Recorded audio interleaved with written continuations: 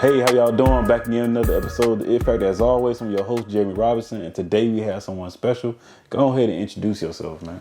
Hey, what's going on, y'all? My name is Destin Andrews, also known as Desto Arts, and I am a full-time caricature artist and illustrator, and sort of like graphic design as well. So I'm glad to be here, man. It's my first interview that I ever had ever. So Oh man, I really appreciate you having me on, man. That's what's up, man. Yeah. Thank you for what you have done, man. And if y'all don't know, by the time this come out, the book will be up. But like, this the man that made my sketch, reality, and just like for my book, and just to do that, bro. Before we even start, thank you.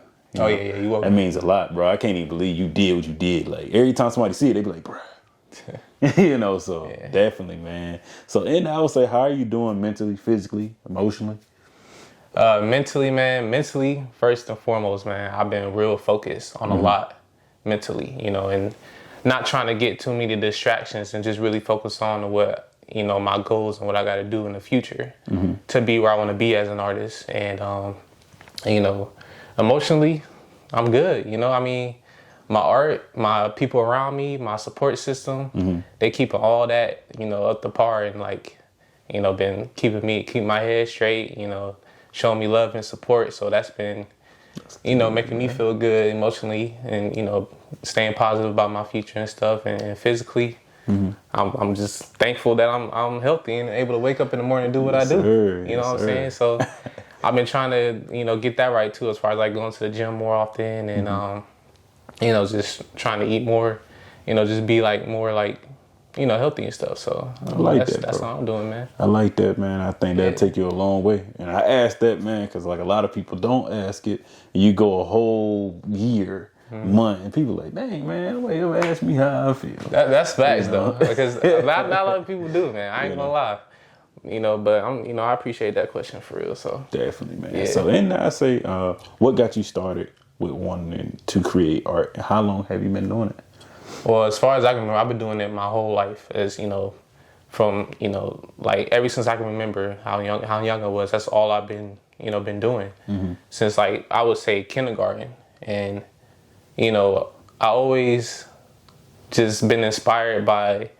Even when I was in kindergarten, I was inspired by a kid that was he would draw like these stick figures, and I remember this to detail because I don't know what it is, but he would draw these stick figures and he'll put like a box around the stick figures, just little stuff like that. And I always been just inspired by just drawing in general.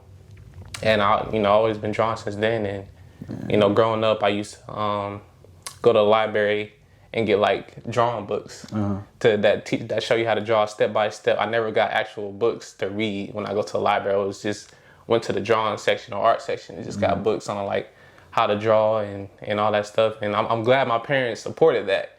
They wasn't like, why are you getting a book that you can't read? There's no words in it. There's just pictures. But I'm glad they actually was just like, okay, he actually has a passion. He's pretty good going somewhere with this. And because if they didn't do that, I don't know where I really be doing now. Because ever since then, I just been drawing and practicing my skill and practicing my craft. And yeah, that's why I really love it, because it's just something about it that makes me happy. So. Yeah, man. I think that's amazing for your parents to buy into it. Like, most parents be like, man, why you not reading? Da da da da.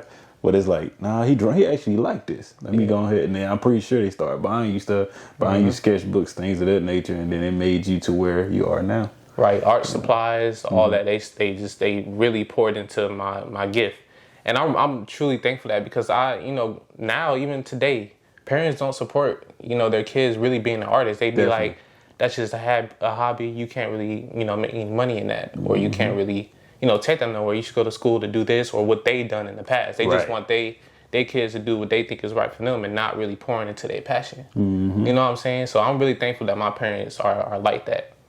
And, even if they wasn't, I don't know what I would do, but I know like, artists growing up, I think they should really just like focus on what they really do, like what they really love to do, and really like work hard at it and prove that, hey, I can really do this, despite support or not, because sometimes you don't get no support like I do. I know you know, there's, like I said, there's kids out there that don't really get that support. So, and they end up doing something they don't love doing. You're right about that, man. Then you stuck in something that you don't like. Right. You know, and I say that, they even lead into the next question, man. You know, so even with your occupation outside of, you know, being an illustrator, what does your occupation allow you to do that allows you to live in your passion?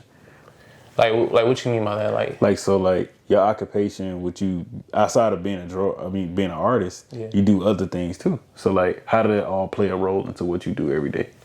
Well, that's the thing. I mean, all I really do is art. So I mean, being an artist, that's just, you know, that's my whole, you know, occupation. So I mean, true. Just being an artist just allows me to it just gives me freedom, you know, and not really have to worry about things I don't really enjoy doing. You know what I'm saying? So, and that's why I picked that question that way, man. I know it's kind of confusing, you know, but like a lot of people, you're an artist, but a lot of people have to go and be an engineer later on in the day, or they got to go do something that they really don't want to do. Exactly. But you literally living your dream and working what you supposed to work in. Yeah, and I'm thankful for that. I mean, I could have been like, you know, have to work a 9 to 5 and then do my art, but I actually, you know, I'm thankful that I don't really have to. I just do strictly what I love to do. And it's been like that for, you know, my whole life. Because when I was in high school, you know, looking for a job, and I came across a caricature artist at Six Flags over Georgia. And, you know, I said, hey, how can I, you know, get into this field, you know, as being a caricature artist? Because I didn't know anything about it until, you know, I seen it. And, you know, so my mom, she ran into another caricature artist, and, you know, that's how we met and stuff. And, you know, he hired me on. And ever since then, when I was in high school, I started working and doing it professionally since then. And then my business has grown from there. So I always just been doing art for like a living, my occupation. I never really had to do anything I didn't want to do. That's what's up, man. That's what's up. Many can't do that, man. So I commend you for that one. You know, so in that, I would say, man, what is your it factor? Why you do what you do? Well, I do because, first of all, it makes me happy. It makes me feel good. It gives me, you know, just freedom to be creative, because, you know, I think that's what I really got to do, is just be creative. And I think that's why I do draw and I create. And, you know, art is like very like diverse. You can do tons of stuff with it. And I think that's why I really do it, because I'm never bored, you know, from it. I never get bored. I never like get tired of doing one thing, because art, you can really draw, you can do clothing designs, you can even make music, movies, animation. You can create all these different. You just have the freedom to create anything you want as an artist. So that's why I really do it, because I love it, and I love to inspire. I love to, you know, show people, you know, beautiful things, where it's like art or, you know, anything, or bringing their vision to life, like how you came to me, you wanted to, you know, make that book cover. You know, I'm happy to like do things like that for people, and I've done like hundreds of projects, you know, like literally hundreds throughout my 6 years of doing this. And you know, I love every last one of them. So because I can see that really, you know, makes people happy, and I'm helping people's ideas come to life. So that's why I really do it, man, for real. Definitely. And I love that, man, because even how you did my art for my book, man, I can't wait till you guys get to see it. It's like, you took what I said, okay, yeah, I want this, and I gave you pictures or whatever, but it's just the way that you did it. It was just so graceful. I could see the love that was in it.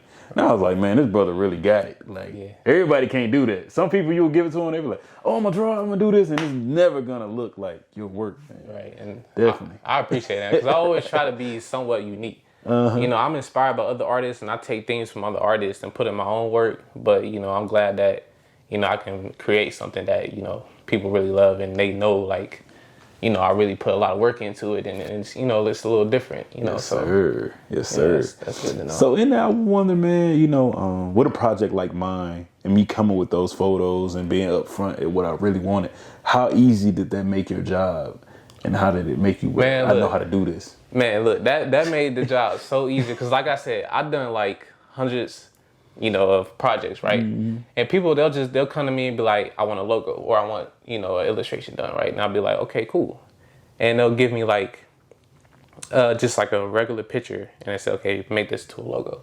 They don't give me no details on what they really want to do. Right. And then I'll be like, okay, I'm trying to think, like, what do they actually want? Because I don't want to waste my time drawing something, and then spend all this, you know, time and hours on it, and I show it to them, and they say, oh yeah, I mean, that's cool, but can you change this? Can you change this? Basically the whole picture. And I'm like, I wish you would have explained that ahead of time or knew exactly what you wanted when you, came to me with the drawing. But, that was in my early stages. But, the more projects, the more I learned that, hey, okay, I got to kind of like communicate with the client and really figure out what they want up front. And I know a lot of artists struggle with that too. Because I talk to a lot of, they say, I don't like doing logos like that. I don't like really doing logos. I don't like doing commissions because of, issues like that. They always got to change things and customers not happy. And, it's a lot of like confusion and miscommunication. So, but you made my job a lot easier because you knew exactly what you wanted. And it's like, okay, I can do that. It's definitely, I can definitely do it. I had some questions, maybe some changes there, here and there. But it wasn't like a whole month process trying to get a piece done. So that made a lot easier. So I'm thankful I was able to do that because you made it come true to where now, while we doing the editing, I'm like, bro, you up front with it because it's my second book. My cousin did my first cover, but he's graduated and been doing some more things, so I couldn't get him. So when I was telling him I'm looking for an artist, I'm looking for somebody that's like you but better. And he was like, nah, ain't nobody better than me. But when I showed him, he was like, yeah, we gotta work together, man. I gotta get with him, man. Yeah, it's always somebody a little bit better, man. Even with me, it's always somebody that's gonna be somewhat better, man. Yeah, man. So in that, man, what is your ultimate life goal, man? It can be anything. It can be outside of art. I mean, my ultimate life goal, man, is just to continue doing what I love to do, but on a higher level. I'm always trying to like reach new levels with my, my work. Right. And saying that, I would say my next steps is, especially for next year, is to really build my brand and like do more art shows, even work my way up to solo shows, building a fan base of like, just people that really support my work, but on a higher level because, definitely, I've been doing a lot of work, like commission work and illustrations for people and comic books, illustrations for children's books and stuff like that. But I really want to start focusing on my own brand and really, mastering my skill and building my skill to become a better artist. Definitely. And I want to build a fan base big enough to where I can start doing like solo shows, art shows, even like starting my own business for like a community business where I can, start hosting shows with other artists as well. Definitely. Have like a studio gallery and a showcase for artists to show their work as well and just build a whole community of artists and help put artists on to like helping their career grow as well. Definitely, bro. And, and like learning things, just trying to learn as much as I can so I can do that. Like right now, I'm trying to get there, I'm learning things, create more work, just building, saving up, just doing everything I can to really take off with that stuff. So next year, that's really my goal. So like, I like that, bro, because I mean, you remind me of another guy I had on the show. His name the White. Created that football there. He does a lot of art. He's a Chicago native, and like with all the art that he does, bro, like it's just so amazing. And his episode coming out soon, and I was just sitting there, going over it when you did all the art, when you did the sketch work. And I was just like, dang, this guy. I was like, them guys got to meet, man. That's what a book about. Like, I got to see if I can network them. So I'm going to definitely do my best to get y'all in contact with each other because I feel like you could feed off him because he been in it for a while and been doing some of the things you just spoke about. So definitely we'll see if I can pull that. Yeah, I really appreciate that, man, because that IT Factor networking thing is a big deal. It's really a big deal, especially now these days with social media and, just how business is growing now because it's just about really, you hear all the time it's about who you know most of the time than what you know. You hear that a lot, but that's a very underrated statement because I didn't really go to college. And, all my jobs and connections and, my career been through just really meeting people and learning from them and them putting me on and stuff. And as an artist, that's very important. Even when you do go to school, school is good for artists, because you learn the skill, you meet people and so on. But once you get out of college, it's about, what who you meet. Right. And then what you learn and then, applying that to, outside of school and then, just being able to like, start a career, on what you want to do. Cause I mean, like I'm telling you, it's really about networking. Cause, my job at Six Flags to now, I'm with an agency that, booked me gigs like what I'm doing after this. And, how I met you doing the book cover and the book illustrations, comic books I'm doing now. It's all just from meeting people, and I'm trying to. You right about that. You right about that. And that's pretty much like my open topic, bro. Like that networking piece of what you do and what I do now with the podcast. I started the show before we started. So I did over 100 some people episode. The only way I did that because of word of mouth or meeting somebody or people that I know or the people that I brought on. Like, hey, I got some people that want to, so those type of things I feel like people try to get away from. But now noticing that, no, I got to stick with that. Mm-hmm. I got to network, and that's what ultimately pushed me to write that book, because I was like, I do podcasts, but I was like, I'm also an author. And I was like, what would my second book look like? And I would try to tell a story, because people always, hey, man, how did you get so on the show? How did you do this? And I'm like, hey, I sent that message, or I did this, or this person knows this. So definitely, man. You have to believe in yourself. Yeah. You have to believe in it. That's the number one thing, though, first. Definitely. Before anything. You got to, man. Most people, they say they believe in it, they just don't really believe in themselves truly. Because if you did, you'll do everything in your power to do what you got to do. Because that belief in yourself will give you, that motivation to really like, okay, I can actually do this. Let me just, go out and do what I, love to do and stuff, and do what I got to do. So, got you. Yeah, that's definitely true. I like that, man. So before we do close, I do have something that I wanted to ask. When you first started drawing, you first picked up that pen back in, you say kindergarten, first grade, second grade, you saw that stick figure, and you like, dang, I want to draw that, because all of us saw that. And I'm like, okay, I can draw. What made you stick with it? And also, like, what made you, would you ever think you would be at the place you are now? Have you ever thought that? Yeah, I have. So going back to the stick figure, I know that's a weird story, because everybody done seen the stick figure. Definitely. But like I said, I don't know what it was, man, but it's just the fact that you, from thin air, from a blank piece of paper, you can even just draw something that symbolize, that symbolize, you know what it is. Like, I know a stick figure is just simple, but it was, it's like a person. And that right there just amazing. Like, hold on, how did he do that? Just from that. And I was so young back then, I didn't know nothing about it, or I was just a kid. But ever since then, I've been trying to figure out, okay, how can I do this more realistic? How can I get better and better? And I was like, okay. So I went to these libraries and found those books. And it's like, wow, people do this on a higher level. It's not just stick figures. So as I got older, I just realized that there's levels to the art. And sticking with it, I would say, as a kid, when you, even kindergarten to first grade, second grade, all your big projects is creative and crafty. Definitely. Like, every kid is an artist.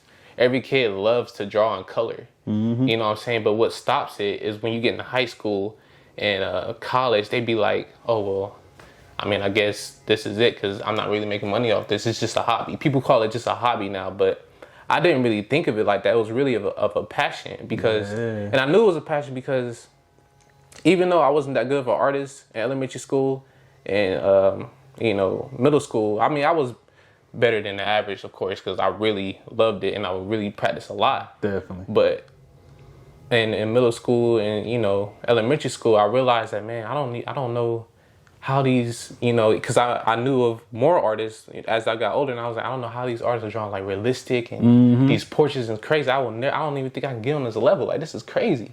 But no matter what I thought, I continued at it no matter what, because I felt like I know I can figure this out. Like, I think I really can, figure this out. So I was just, that actually inspired me to keep going and seeing those other artists. Some people are intimidated, but I will never get there. But it actually inspired me to get there. Gotcha. Like, yeah, I can do that. Like, I really want to learn how to do that. And that really just made me keep at it. And that's what's driving me now. It's like, I always meet artists that are better than me. And I'm like, one day I can really get to that level. And I really buckle down and practice and really figure out what they doing to get to that level. And it's been like that my whole life, just seeing better artists and trying to get to that level. And then once I do get to that level, there's a new level. It's just other levels to get to. So that's what's been keeping me at it. And it could have been, that can go for anything. That can go for sports, your podcast, for actors, singers, rappers. Definitely. There's new levels to reach, and that's what really keeps me at it. And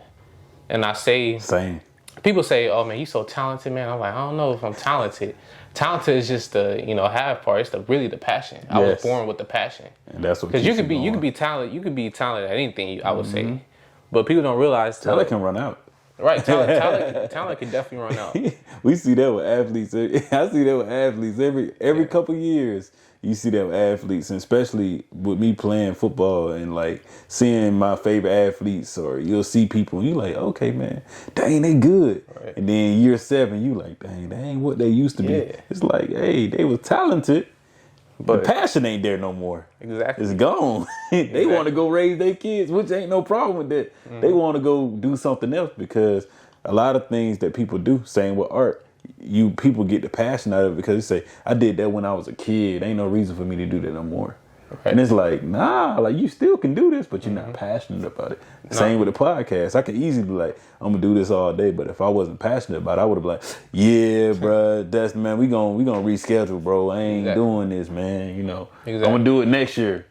Right. Exactly. So definitely. That's a big deal too, because passion it overcomes everything. Like even with social media now these days, artists really they value their artwork based off how many likes they get. And it's crazy because you'll post something and they be like, if it's not popular, they think it's not that good or anything. Like they really talk down in their own art. And it's like, man, look, if you really love what you do and you really practice every day, all that stuff wouldn't matter. You know what I'm saying? You keep posting no matter if you get a lot of likes or a little bit of likes or whatever, but don't let that, determine your value as an artist. Just really don't do that, because it will slow you down. That's why that passion is very important, because all that wouldn't even matter. Of course. And that's the thing, like social media, I actually have a love-hate relationship with social media. Because believe it or not. The fact that now these days I have to post to grow. I have to. I have to post, keep up with the trends and everything, or my work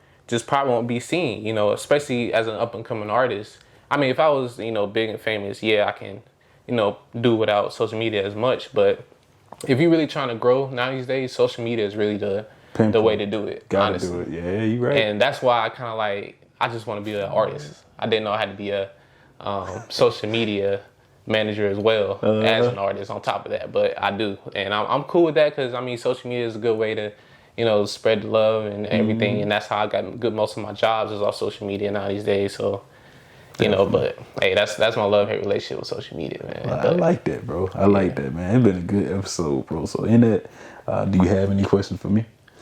I mean, do I have any questions for you? I mean, shoot. So where you see so what's your main goal out of this? Main goal out of the podcast? Yeah. Man, this is basically keep it going. Keep bringing people like yourself on. Yeah. But the biggest thing is to make it to where it's a network like we have LinkedIn, to where you have people that see your art. Like I created my book. People see your art and say, oh, dang, he did the cover of that. I want him to do this. And it creates not only a job, but it creates your name in other people's mouths. Right. So that's what I want to do, and also I feel like I have been able to do that in just a span of from 2019 to now 2022, going to 2023, Right. So in doing that, bro, I just love to help other people. And I feel like that's all I want to keep doing, bro. Need to be in that I do grow, the show do grow. But like you said, I kind of, when I first started, it was like, dang, I got to do this. And they got to be the best podcast. And they got to be this. But after a while, you be like, when you're passionate about something, it's like, it's going to be the best because it's what I'm doing. But nobody else got to tell me that, though. Right. Exactly. But that's good you had that attitude when you first started, though. You got to be like, this is going to be the best, man. This is going to be the greatest thing ever. Yeah, you should have that attitude. Because I had that attitude with every project I do. This is going to be the dopest project that I'm going to do ever. So, you got to have that attitude.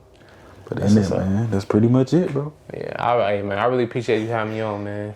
Yes, sir, man.